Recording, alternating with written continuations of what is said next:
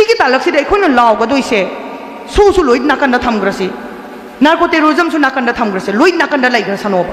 सी लाउ भारत न तारारोयेबा statehood लाउबदसु तारकते हौजिकसु तादे सुंताओ तारोयबा मैतैना लाउबदी Moina तादुसि करम कांदा तागदगे द ऑप्शन अनि खक लै मैतैना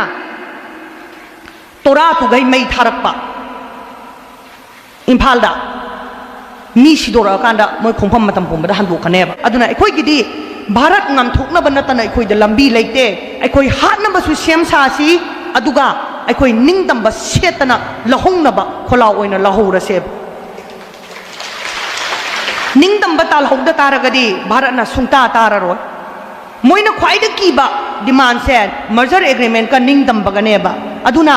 separate administration kai kradi moy yam tari state hood kai kradi cooking anang na han tholaga yam tabani na tajara sanu अदु इतारगदी सिगी मणिपुर की मनुंगी वारी से अकोई सिदी कोना लोशन नजरगे अकोई निंग दंबहाना लौजरगे मणिपुर मर्जर एग्रीमेंट की वारोई सिनसे अकोई लोशन सी अदुगा मणिपुर दा भारत की फिबा नुंग कना कना लैबा पामी मपान कना कना लैबा पामी हाबसे वोट तौना सी हाइदन यूनाइटेड नेशंस कौरगा इंटरनेशनल वॉच बॉडीज मयाम कौरगा मणिपुर दा मॉनिटर तौहलगा थम्मगा मणिपुर दा भारत तिनिंग कनानो तिनिंगदब कनानो हाइबसे अखोई यंगथोकनरसी हाइना अदु भौगी थाकता अखोई ngamthoknaba मचंगे इमासिंग इसिन नाउसिंग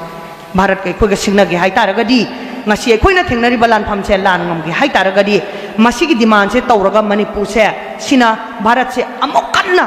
कक्का कूटनीति मैम से तौबा यादे मसिगी लेबाक सिदी थेंगबा भौ यादे हाइबसे खीनबा मरु फंगै खीनबा पराम तंग तंबी हौसे